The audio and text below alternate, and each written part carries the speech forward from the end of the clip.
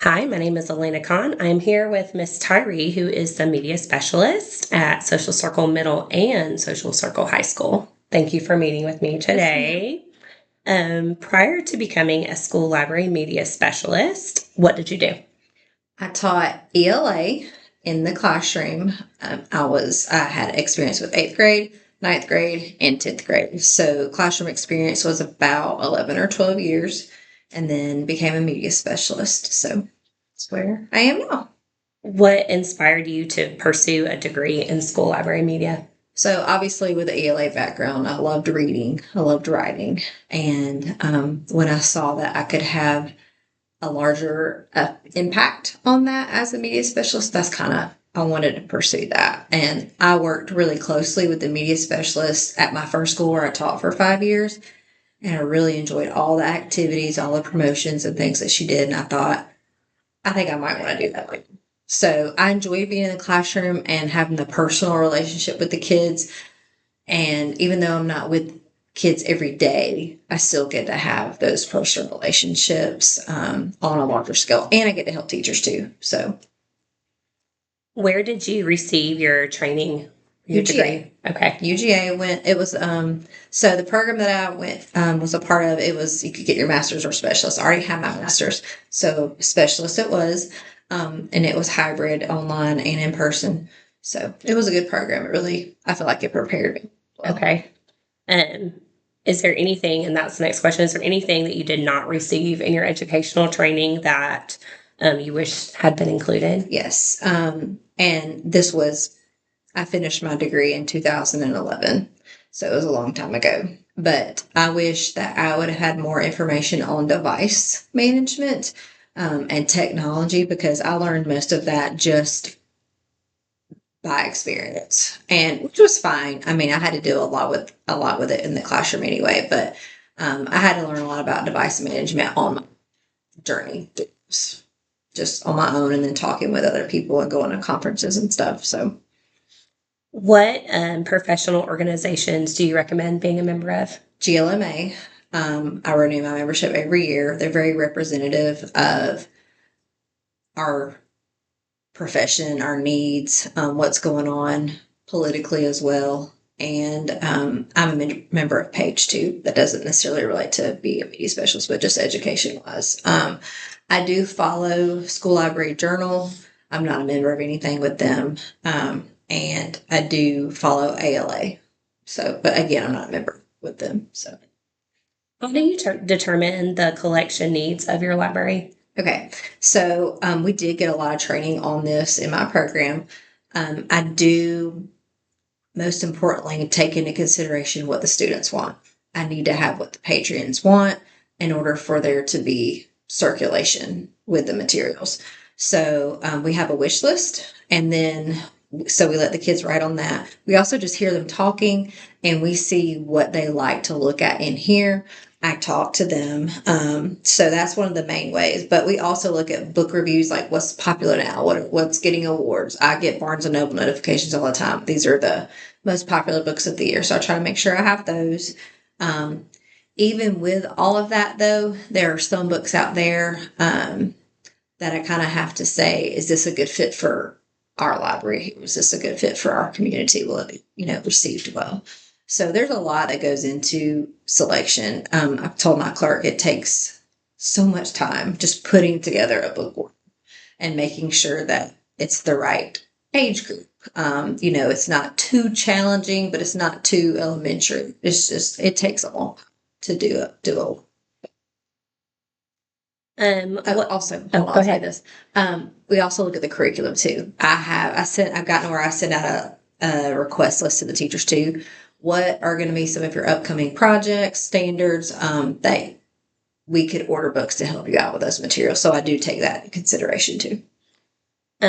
What role do you play within the school as far as a technology specialist? I know you do a lot. We triage things. So if teachers or children have trouble with their Chromebooks, they bring them to us first, and we try to see if we can fix it. If we can't fix it, then we put in a tech ticket for our technology specialist for the whole district. We only have one for the whole district.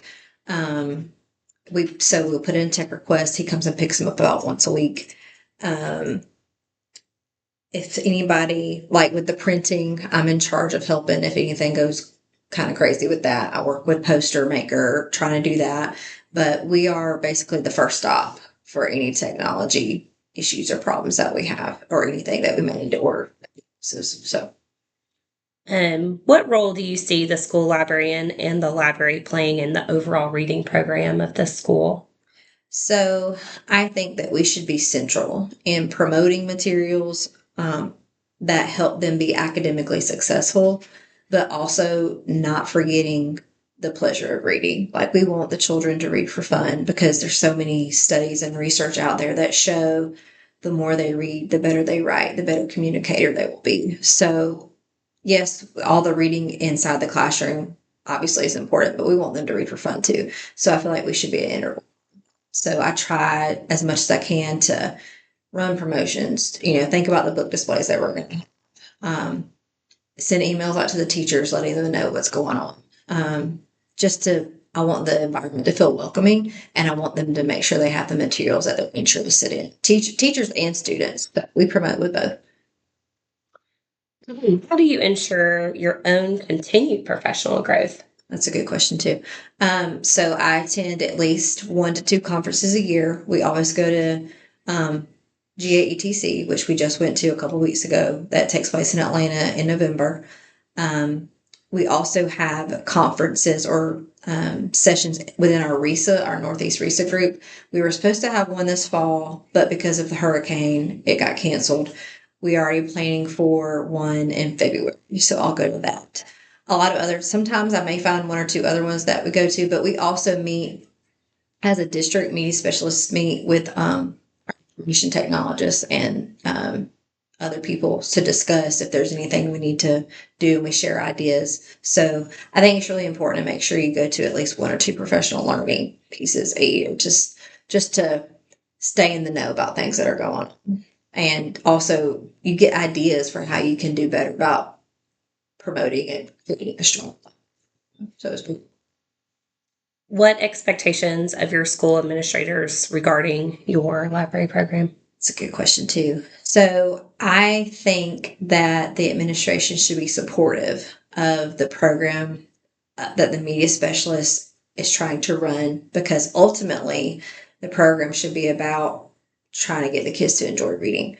All of that factors into literacy, making sure that the kids are literate, that they can take the test, that they can read the question, understand it, comprehend. So, really making sure that admins are supportive and that they advocate for your program too, that they see the importance of it. So I think that's really important for administrators, and they just need to see that it's a place where the library can actually promote academic excellence.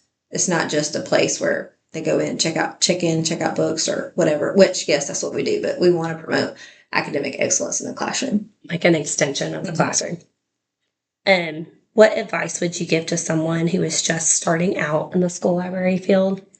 Well, this is something you and I have already talked about today, but it's not easier than being in the classroom full time. It's different. There are different stressors that I have here that I didn't have in the classroom, because I'm in charge of all the students of all the schools, and I help all the teachers. So I feel like there's a lot more responsibility.